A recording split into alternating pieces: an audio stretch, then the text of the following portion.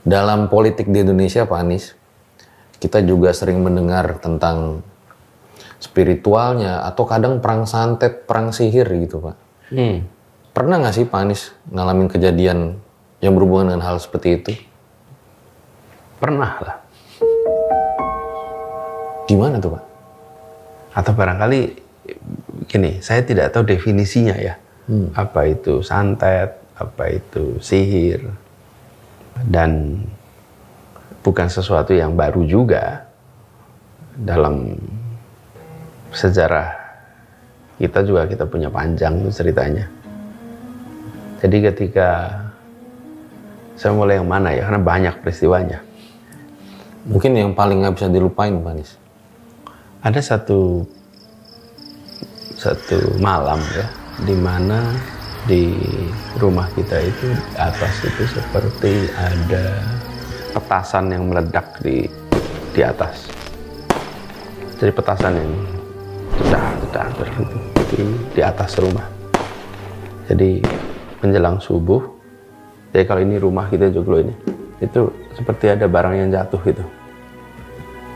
Seperti apa ya? Meledak gitu, Pak? Meledak, masuk jeda, jadi nggak sampai ke rumah, tapi di atas itu meledak, gitu. Ramai sekali semuanya melihat ke atas dan tapi tidak kelihatan apa benda khusus itu, kecuali letusan yang terjadi terus-menerus di atas itu menjelang subuh pagi.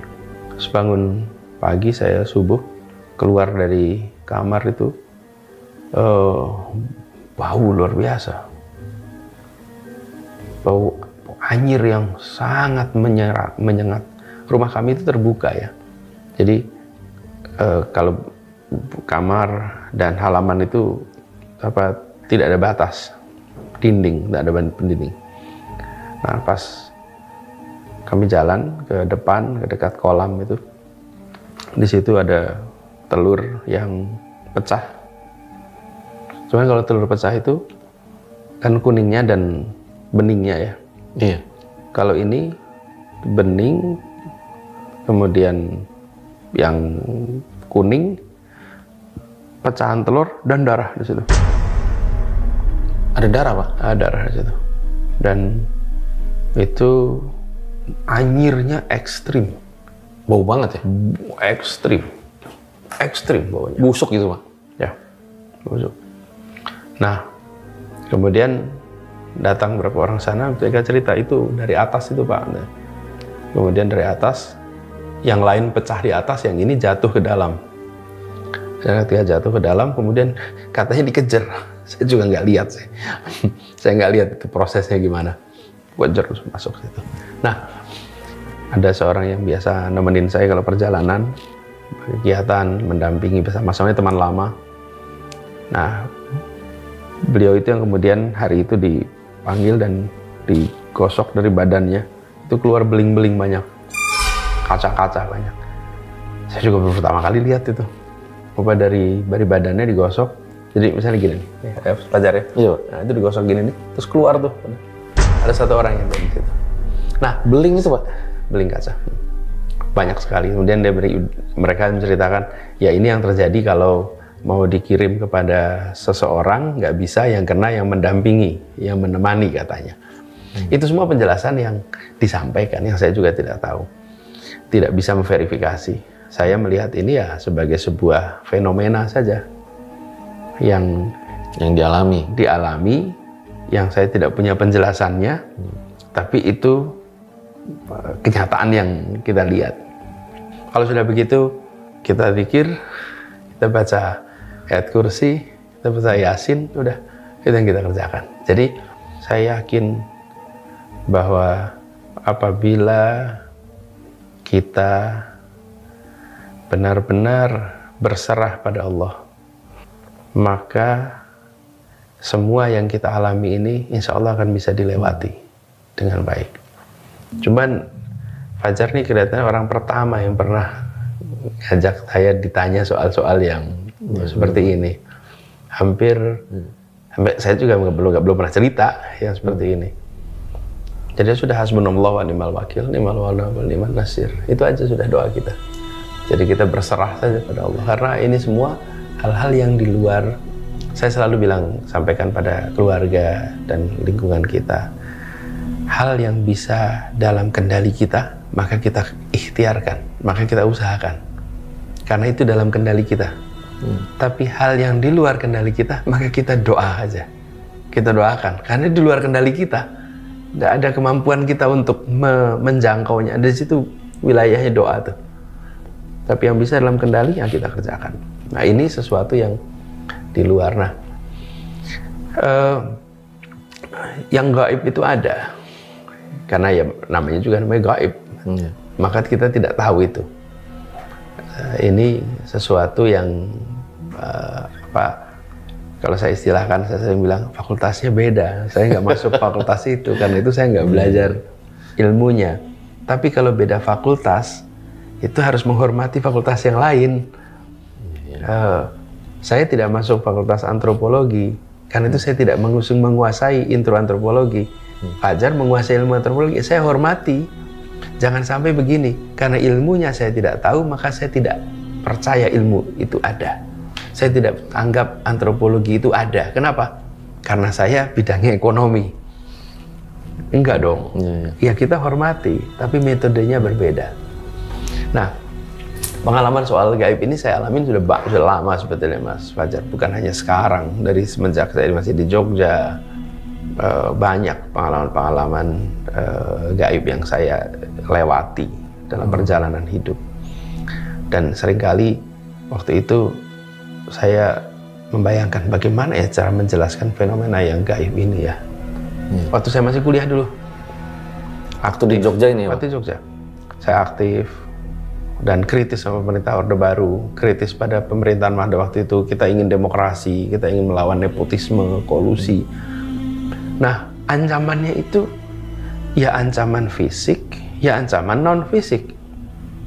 Oke, yang non-fisik itu adalah ancaman dalam bentuk blackmail, apa namanya? Blackmail itu apa ya? Bukan, blackmail itu tekanan. Kemudian ada yang bentuknya seperti pengalaman unik-unik begini nih. Yang ancaman real. Saya ini sampai pernah harus bersembunyi dari satu tempat ke tempat lain ketika terjadi konflik pada waktu itu sama aparat. Lalu saya sampai harus pindah beberapa tempat. Dan yang memberatkan buat saya itu bukan saya yang mengalami, kalau ibu yang ngalamin. Wah, itu paling nggak enak itu. Ibu saya sering mengangkat telepon jam 1, jam 2 malam. Ditelepon oleh orang yang tidak dikenal tentu saja, yang cuman bilang, "Bu, kalau mau anaknya selamat, hidup, kasih tahu anaknya supaya diam, supaya tidak bergerak, tidak bikin gerakan apapun." Gini, di rumah itu kebetulan telepon itu di ruang tengah, dekatnya dengan kamar ayah dan ibu. Saya itu kamarnya di luar. Jadi kalau ada telepon jam 1, jam 2 ya yang ngangkat orang tua saya. Saya di luar. Dan Fajar jangan bayangkan sekarang ya, semua orang punya HP. Pada waktu itu telepon tuh di rumah, ya satu rumah satu telepon.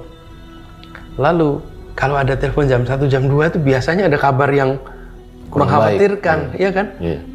Kan kalau orang nelpon itu, ya nelpon sesudah jam 6 pagi lah gitu. Yeah. Tapi ini jam 1, jam 2, jadi ibu itu berkali-kali terima itu. Tapi itu saya salut sama ibu saya nih, luar biasa. Beliau tidak katakan itu paginya. Jadi nggak kemudian paginya tuh, Anis tadi malam mama terima, enggak. Sesudah fase krisis lewat baru ibu cerita. Jadi semasa itu tuh beliau menjadi shock breaker tuh, bukan nambah tekanan pada si anak, tapi ditahan. Itu yang saya sebut sebagai ancaman yang blackmail tadi itu seperti itu. Kemudian yang ancaman-ancaman yang real, nyata secara fisik, di samping peristiwa-peristiwa aneh-aneh yang terjadi di rumah kita. Ya mirip-mirip seperti yang saya ceritakan tadi lah. Itu bukan sekarang saja, dari dulu kita merasakan. Nah, pada saat saya kuliah, saya itu mencoba tahu, ada juga pendekatan-pendekatan seperti ini yang dipakai untuk mudah-mudahan untuk kebaikan juga gitu. Saya kadang-kadang berpikir, kenapa sih ilmu yang begitu gaib seperti begini nggak dipakai untuk hal-hal yang konstruktif? Misalnya gini, kalau memang bisa membaca fenomena yang kita tidak bisa lihat, bisa nggak sih membaca fenomena wabah, bencana, wereng misalnya, supaya pertanian kita itu nggak rusak gitu. Wabah tikus, wabah, kan itu memberikan manfaat gitu, konstruktif gitu. Kalau memang ini, itu sering jadi pertanyaan saya tuh, kenapa tidak digunakan? Tapi yang kedua, saya waktu itu merasa ada momen aha gitu. Ketika tahun 90-an ketemu namanya Netscape. Tahu Netscape ya? Netscape apa? Berarti era kita emang beda. Netscape itu salah satu browser pertama. Namanya Netscape. Berarti jauh sebelum Internet Explorer ya? Ya, sebetulnya Explorer dan Netscape. Tapi Netscape, kalau Explorer itu nempel sama Windows. Kalau Netscape itu aplikasi gitu. Saya ketika lihat Netscape itu, aha, ini menarik nih. Ini membantu menjelaskan. Ini gaib modern nih. Sekarang itu kita sudah tidak melihatnya sebagai sesuatu yang gaib modern. Pada tahun 90-an, pada waktu itu saya bilang, inilah yang bisa membantu menjelaskan. Bagaimana kita mengirimkan informasi dari sebuah tempat ke tempat lain yang tidak terlihat prosesnya. Tapi ini bisa dijelaskan dengan mudah karena proses pengirimannya itu dibuat menggunakan matematika. Karena pakai matematika, maka dia bisa dijelaskan bukan sebagai sesuatu yang nggak terlihat gitu. Tapi kan semuanya matematika itu. Di belakang pengiriman data ini, di balik rekaman ini, dan sampai nanti di-upload, sampai nanti di-download, itu di belakang itu semuanya perhitungan matematika. Betul nggak?